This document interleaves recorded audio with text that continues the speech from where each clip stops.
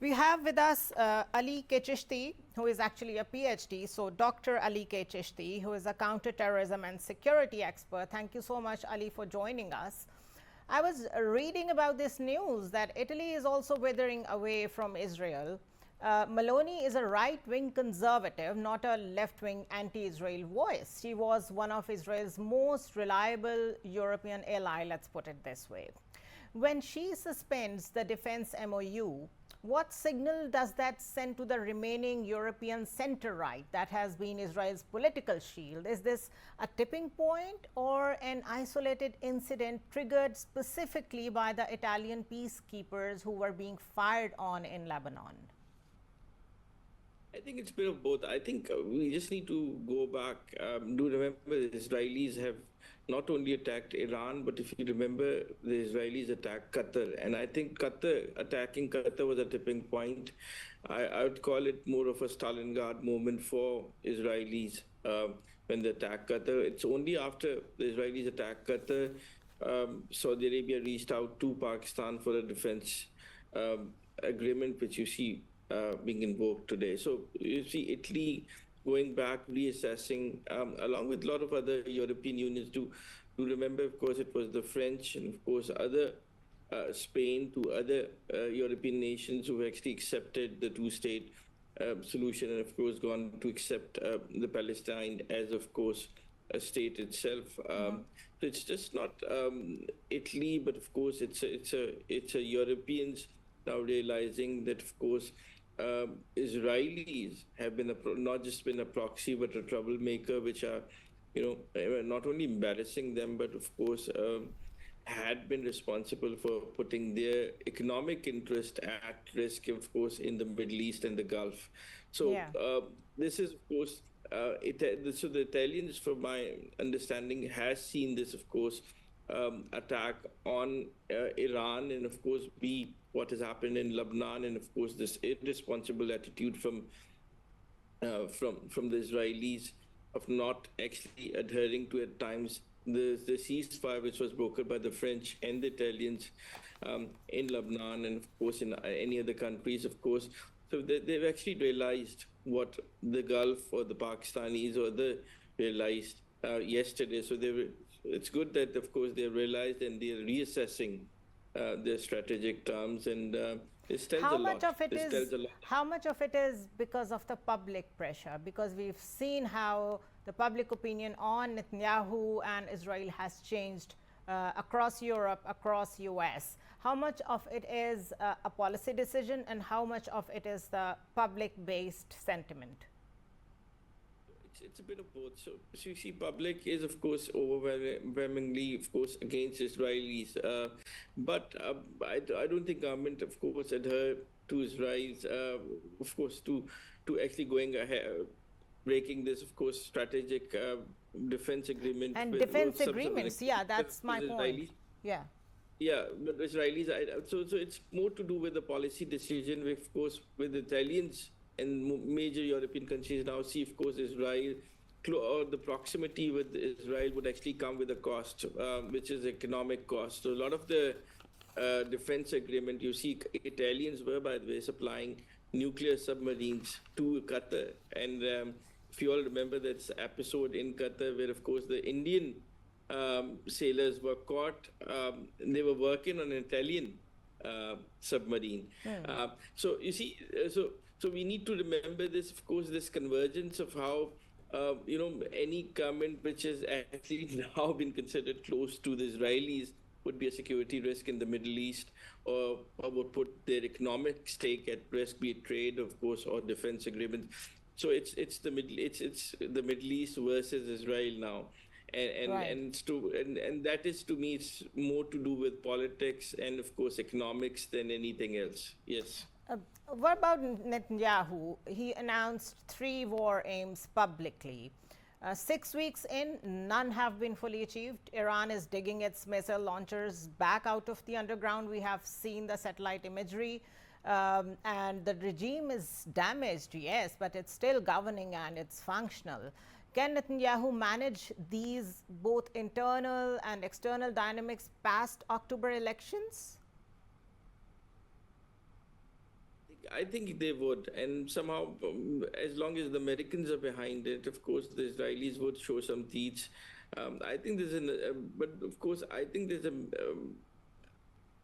how do I put it? I think there is, of course, some sort of a confusion that it's the Israelis who control the Americans, but of course, it's not. It's the other way around. It's the Americans who use Israelis as some sort of a good cop, bad cop policy, where they actually put on That's Israelis really to actually do interesting. their That's dirty really job. interesting what you're saying, because I believe most of the people believe the otherwise. So, can you say more on this? Yeah, so I think if historically it's the Americans, of course, who used Israelis as to do their dirty jobs and then go for the negotiations. So this was actually seen in Iran, by the way. So they put on the Israelis, and on what we call the plausible deniability part, where they of course use the Israelis to attack certain places or the strategic places where the Americans don't want to, and of course then take that leverage and talk, and of course get more leverage out from the negotiation. So this is historic, of course. This is how this is Western hypocrisy at its peak. You've seen how West, not just Americans, but the UK and of course all these European countries have, at times used Israel to get maximum leverages out from the Gulf.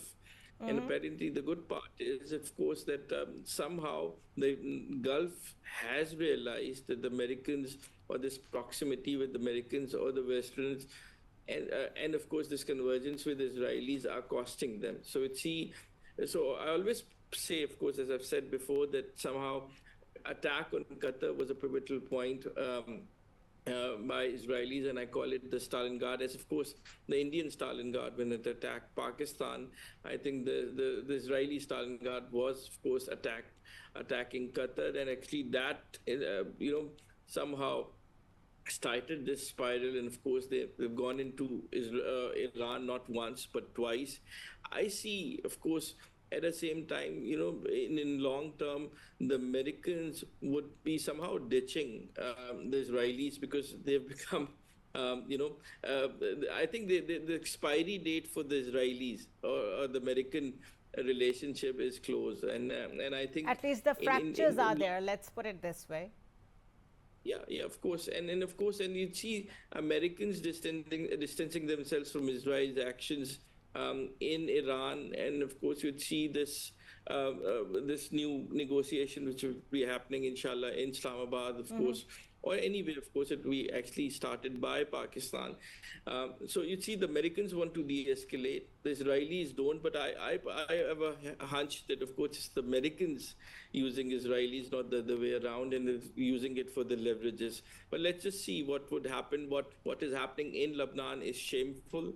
I think we've gone into National Yeah, I'll Security come to that. Council, and I'll come to that as well. But you've actually triggered a very interesting point. And the New York Times has also reported that Israelis who are returning home from bunkers are deeply uncertain about what the war achieved and who it served. Netanyahu's coalition passed a wartime budget that cuts healthcare, raises taxes, and protects the ultra-Orthodox exemptions from military service. Now, his reservists have served hundreds of active days. Of course, they are drained as well. How secure is a common Israeli feeling right now, and what does it say about the security of the Israel when it comes to the national security of Israel? I mean. well, I think Netanyahu is a national security risk for Israel itself. It's become one, because we need to understand this as Netanyahu's war. And just like Narendra Modi is, of course, I think they call it the motherland. Just like Narendra Modi, I think Netanyahu has gone into this war with a political objective to save himself from certain corruption charges which he's involved with, right? So we need to understand, of course, there was no strategic or, of course, political or military need to go into a campaign in Iran right now, when, of course, Iran was close to making a deal with the Americans in Oman. So, of course, this absurd sort of an attack by Israelis, and now we know for the fact that, of course, the news has come out that it was the Israelis who went ahead, and the Americans somehow had to come, because they understood, of course, by not coming into an attack on Iran would of course means of course that Iran would retaliate into Gulf, and they did, of course. So this was an unwanted, a war which was started, and nobody knew what would happen. And of course, see what has happened today. The world is frozen. There's been close to an economic collapse. Israel remains isolated. The Americans want de-escalation. At the same time, of course, Iran has somehow attacked Gulf, which was unthinkable. So it's a mess. And who's of course, and nobody is benefiting from it except for absolutely. Except for certain, I think, new political, Zionists, of course, people would have an agenda in war, of course, would be sitting in the United States, and nobody else, of course, is. Or of course, people who manipulate the markets, to be honest. True. True. And that involves certain course, politicians as well. Thank you so much, Dr. Ali Chishti, for joining us. It was a pleasure having you. Italy has moved. Israel's politics are fracturing. Its war aims are under question. But the most immediate pressure point, the one that could either unlock the whole crisis or detonate it, is the Lebanon front. Yesterday, Israel and Lebanon sat in the same room for the first time since 1993. Hezbollah said it would not comply with anything agreed. The talks lasted 2 hours and nobody called it a breakthrough. Let's decode that next, after a short break.